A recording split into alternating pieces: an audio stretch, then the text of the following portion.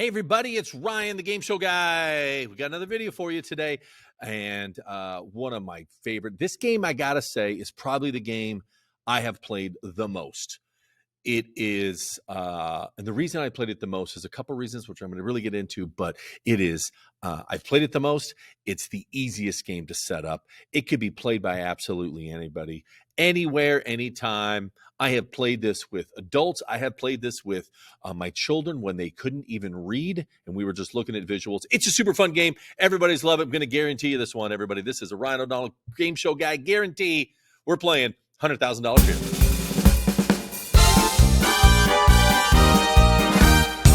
Yes, folks, that's right. We're playing Pyramid, $100,000 Pyramid. It used to be $25,000 Pyramid, and Dick Clark, and now Michael Strahan. And anyway, it's been around for a long, long time. This is a game really, really popular, and you also see this game almost at every amusement park. Just go to the Disney, the Six Flags, and stand in line, and you're going to be seeing somebody doing flipping the heads up game. This is it, folks. This is kind of like I said, this is the simplest game that you can create. I have played this more than any other game. It is the fastest game to set up, the easiest game to set up. In many ways, it's the most fun that you have. And I forgot the last one, but anyway, it's going to be tons of fun for you. So there's a bunch of different iterations for the game, and what I have built for you in this, the template, is really, really simple to set up. And another interesting part about the template here, which I'm going to show you, is that this is the first. The easiest game that will translate from PowerPoint and into Google Slides. This is virtually identical in both of them. So many of the games that I build are primarily just in PowerPoint because of the functionality of PowerPoint, hyperlinking and disappearing and action settings and this go and that go and all that sort of stuff. And I love Google Slides and I'm in it every single day, but it is basic. It's simple. I often compare that the Google Slides is a Toyota Corolla and that PowerPoint is a Cadillac. Cadillac is older and it's got a lot of stuff it can do. It's also not as fancy and people are all excited about it, but you can do a whole bunch with PowerPoint. And Google Slides isn't. And personally, I keep waiting for some updates. If anybody on the Google Slides team's listening, let me change the color of a hyperlink to a visited hyperlink and the world will open up, as well as a lot of other stuff. So anyway, I'm going to show you the difference between the two. I'll start off here in PowerPoint. Okay. So by opening up PowerPoint, let me bring this up here so you can kind of see this thing and how it looks. I'm going to show you a game first, what this looks like. I'm going to pretend that I'm here in a, let's say I'm doing a 5th grade science class. And so I'll put the game into the slideshow mode so that you can kind of see this thing. Like all of my games, they're going to have sort of the sounds and the look and the feel because it's all inspired by that. Boom. I love, God, so many of these classic game show songs that I love. So this is $100,000 Pyramid, the music that goes with it. From there, we simply just jump into the next one and you explain. Oh, I didn't change that here. I introduce and give the rules to the kids, and on the bottom would be topic here, and explain what this is. And so let me basically explain this to you here, which is I'm going to break, like almost all of my classes, all of my games that I play, I'm going to break everybody up into 3 teams. There's instructions that get included with this as well too. So feel free to look at that for more detailed instructions. I'm going to divide the class up into 3 teams. And then of those 3 teams, I'm going to have 2 players from each team come on up. I'm going to introduce what the game is and the rules that are going to apply. I'm going to tell them all. I'm going to give you 7 terms. Those 7 terms, you got 20 seconds for each one to be able to say and talk about or act out to get them to be able to say the word that's up there. I say you can't say what it starts with. You can't say what it rhymes with. But you're going to want to be able to have them talk through it, kind of a thing. So once I've given those instructions, team 1, I'll leave them in the room. Then I might ask team 2 and team 3 to step outside. They're going to step outside the room, and then team 1 is going to be ready to play these questions. All right. So, and then I'll have somebody up on the whiteboard, like you can see behind me. They're going to create 3 columns: team 1, team 2, team 3, and they're going to do a tally every time the kids get one right. Let's see what it's right. Ready, set, go. So sound effect goes with it. And as soon as it goes to the new slide, you can see up at the top there, the 20-second timer is going to begin. And now the kid can say, oh, this is when it's hot and cold, there's a number, like you can say, oh, it's 90 degrees is the temperature. Nice job. Then what the person who was running the computer, if they get the correct answer, they just hit to the next one, and the timer will start again. Oh, this is things get pulled to the ground, Sir Isaac Newton or whatever, like gravity. Good job. And go to the next one. Not the prey, but the predator. All right. And then at some point, you're going to see the kids are getting to the point they're going to struggle with this one. Like in fifth grade terms, like we may get to hear, all right, oceans are probably going to get, what is it? Where you live? What do you mean what live? Well, animals live. And you'll see the kids will struggle. Sometimes it'll be the clue giver that's going to struggle. Sometimes it'll be the clue sender. But what happens when we get to the end? Let's see what happens here in 3, 2, 1. There's no sound that comes up because this is you as a teacher. So I basically tell them once the time's up, I'd say, move, next one. And I bring up the next one that comes up here. This is just an animated GIF, by the way. So it's just going to keep looping. I had the time's up go for a little bit longer. But basically, when you see that, you move on to the next one. You play all 6 and 7. And when you get to 7 of these, if they get to the last one, you end it. Or if they don't, you let the time run out. And then you say, hey, nice job, team number 1. Out of 7 questions, let's see how many you got up there. You guys got 5 out of 7. Good job. Now, person on the computer in the bottom corner needs to click on that back button. This is now a hyperlink to take me back to the start of that round. Then I can say, bring me team 2. So team 2 is now going to come in. I'm going to say, hey, listen, guys, remind them about the rules. The team that played before, they got 5 out of 7. So let's see how well you do. Ready, set, go. And then we play the same questions all over again. Same rules apply. We see how well they do. And it's kind of fun for the audience to be able to see a couple different things. Once they're done, team 3 comes in. So now as a teacher, I have seen 3 different sets of kids give the clues, and you'll be able to see how well that they do. So although my numbers up there, like 4 out of 7, 5 out of 7, and a 6 out of 7, I see which ones that they did well and which ones that they didn't. So after this is done, here's the neat part about a pyramid. I'm totally uninvolved. I'm just sitting back and clicking, going to the next one or whatever. This is really easy to do with your remote that you have. I'm going to be talking about some of my favorite tools or whatever, but this is the Logitech Gold Spotlight clicker, which is my favorite. And so I'm just clicking here, going from the next one kind of a thing. Really simple to do. So that allows me to be in the room and I'm not sitting by the computer. I don't really like to be behind a computer when I run the games. Anyway, sidetrack, where did I end up? Okay, so if all 3 teams have gone, we've gotten through them all, and I'm not involved. And you'll see they'll be struggling. There'll be some laughs or whatever. Now that we're all done, then when I go to the next slide, I'm like, okay, everybody, there's our score after round 1. I don't want kids from round 2 coming up yet. Let's go back and let's talk about them real fast. So temperature. Now in my mind, it just happened. I probably can remember, did all 3 teams get temperature correct? Great. And I could kudos them. Nice job, you guys. You guys got temperature. Remember what temperature is and describe temperature. Okay. Hey, you guys did. Now look what I did here, by the way. So I said, hey, look, I could pre-put some follow-up questions. Like I know they probably got gravity, but I may now use this answer period for reteaching, having conversations with them and such. So I could preset either I have some questions in my mind that I know I want to be able to do, or for like here, I'm going to like, hey, good job. Like 2 of the 3 of you guys got gravity, but let me ask you a question, a follow-up question, because this is something that you guys are going to see in the test here. So we understand gravity pulls to the earth, but like how does this really affect tides? How are tides affected to gravity? And you can have a conversation. So it is a game. It's a review game like all of mine, but also like, hey, we're doing some reteaching and assessing and moving on from there. So this way the game goes like this. I'm having fun.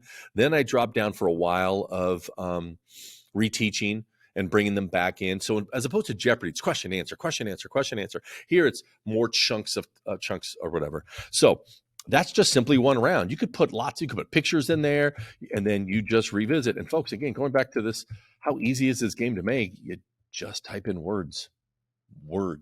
I mentioned before, I think I may have mentioned before, but I've done this with all ages. I've done this with adults. I've done this with kids. Before my kids were even able to read, we did these at birthday parties. And I would put like, hey, we're doing Disney movies, right? And then behind the kid would be a picture of Finding Nemo. And now I'm having like I can't remember the age, 5-year-old or whatever. They're trying to explain this, and they're doing those great sort of speaking and communicating sort of strategies, trying to be able to get the person to be able to say these things at any level. So it's fantastic. And so simply, like if I can go to round 2, this is what the template looks like. You simply just go in here, and you type in the term. Like, what's the term going to be? It's going to be, or people, George Washington, kind of a thing. You just type it. That's it. You repeat that. If I go, I'm in topic 2, the first question. So then I would need to go to round 2 answers and write George Washington in again here. That's it. Okay. If I show you all the different slides of what it looks like, it just says term. That in essence is it. You just put them in. There's 7 questions per round. I've given you in this one 4 rounds. So that's 4 times 7, 28. Do you have those many terms? Almost like every one of my games, I recommend this. Don't just have your content. Have some other stuff in there. Throw like Lady Gaga in there, or just other random words, people like peanut butter. Like, what does that have to do? Like, nothing. I don't know. Can you get a set peanut butter? It throws them for a loop, and it also allows you to put some more fun kind of things in there.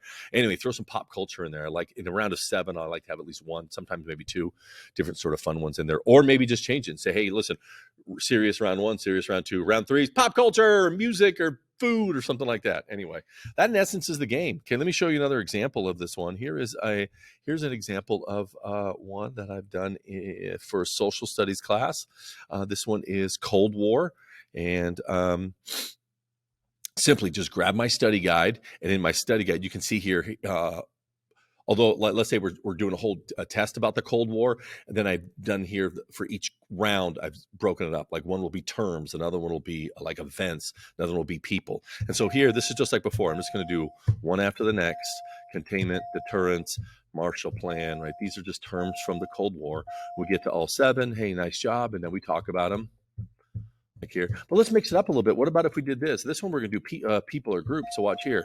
Now I'm going to have them be able to identify this person from the Cold War, NATO, Gorbachev, Warsaw Pact, Fidel Castro, and then lastly Harry Truman. Now the answers, I can mix it up a little bit like this. I can put some of the media that we've talked about to remind them about who these people were, and really simple to be able to do. You just drop and you write the name Nikita Khrushchev, and you put in a picture, kind of these things. Like that. How simple is that? Okay. On my last one, on this one for Cold War events, I got my events: Cuban Missile Crisis. Go through all these ones. When I get to my last one, the Vietnam War. Now here, you look at, instead of necessarily media, I could put brief summaries either for me to be able to do, or I can have the kids read them out, or just basically, hey, remind everybody, hey, the importance of the Cuban Missile Crisis. So remember, down there, it's open to do whatever you want. You just want to have fun, just do it. You want to be able to do more free teaching at these times, go for that as well too. That's it. Super simple. Okay. One of the things to be aware of, everybody, is I do have a winner's circle. What the winner's circle is, after I've done these rounds, I've given you 4. By the way, me personally, I usually do 3 rounds. 28, that's kind of enough for me to be able to do, or whatever. And then, do you want to do a finale? In the finale, I got the rules all written up or whatever. But if the finale, I do a relay race of sorts. All teams move to the finals, and there's points you can see if you read the directions. Make them up too. I don't really care. But basically, it's going to look like this. This is a timer, and I'm going to have, let's say, 5 kids play per team. They have to pick 5 people. Let me go back out here. So we can start. Okay. All right. You get five people, and they're going to line up 1, 2, 3, 4, 5. As soon as we get to the slide, it's going to come up. They have to finish the sentence. There's a fill in the blank or a closed sentence. They have to read it and try to guess what it is. If they get it right, we move to the next one, and then the next kid comes up. If the person can't get it right, they go to the back of the line, and the next kid can try to get it.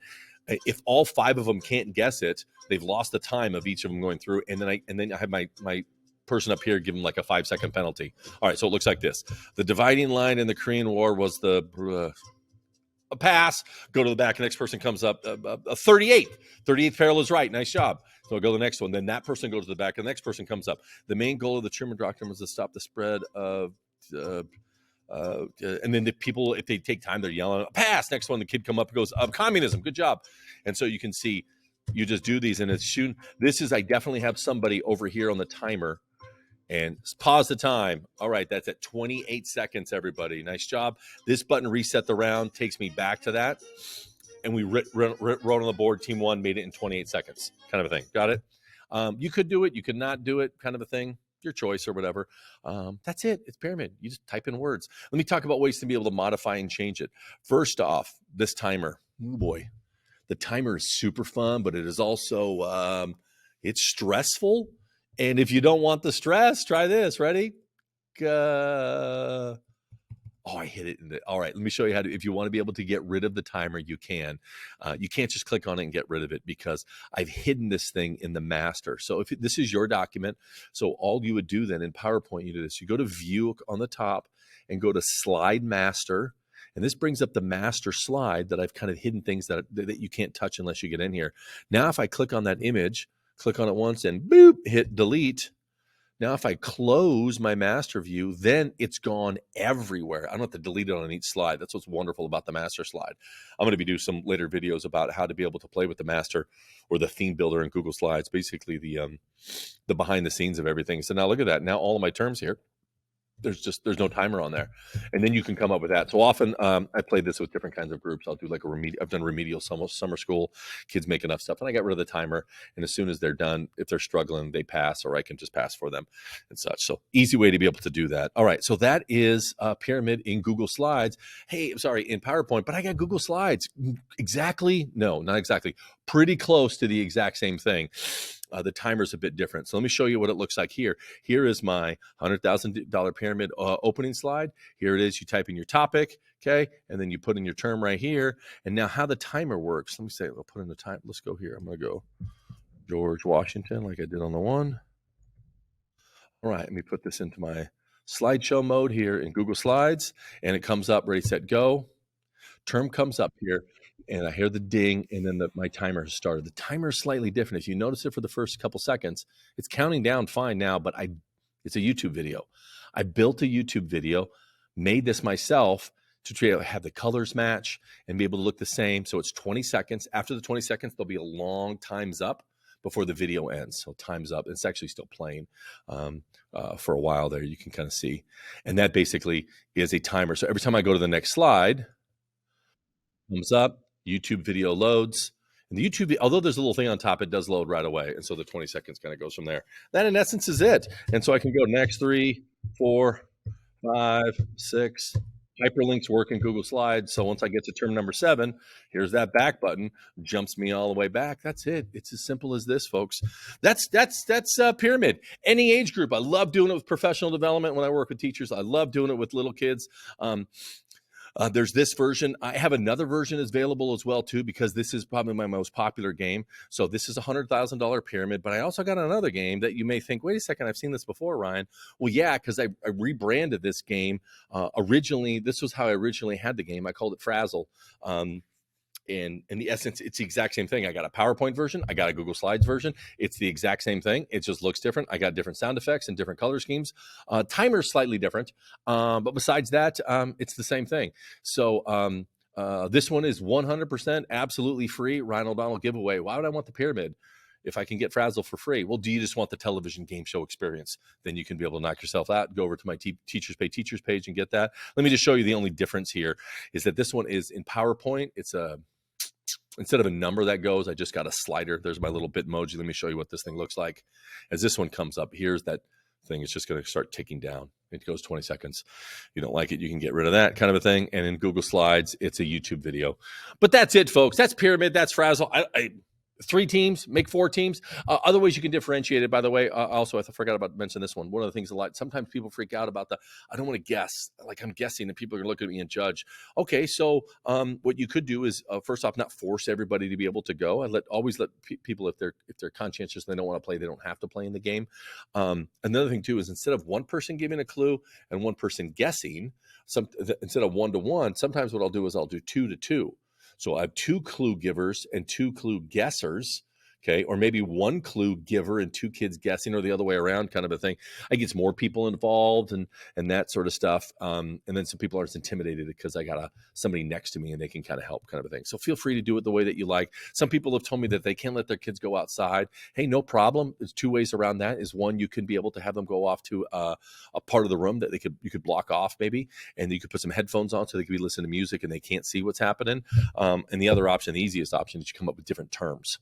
if you got enough terms to be able to use, and everyone would do their own. I don't really like doing the different terms. It's more stuff to do, and it's not as fair. Kids always love about the idea about fairness and such. So, and that's it. You just add up all your points, and then get your winner. Folks, that's Frazzle or $100,000 Pyramid. I'm telling you, if you've never played a game before, and I'm like, hey, I don't even know where to begin, this is the game to start with. It's super easy. I'd love, as always, to be able to hear some feedback. Leave feedback here. Of course, on my TPT channel, on Instagram, on YouTube. Love to be here back from you. Everybody, hope you enjoy the game. $100,000 Pyramid and Frazzle.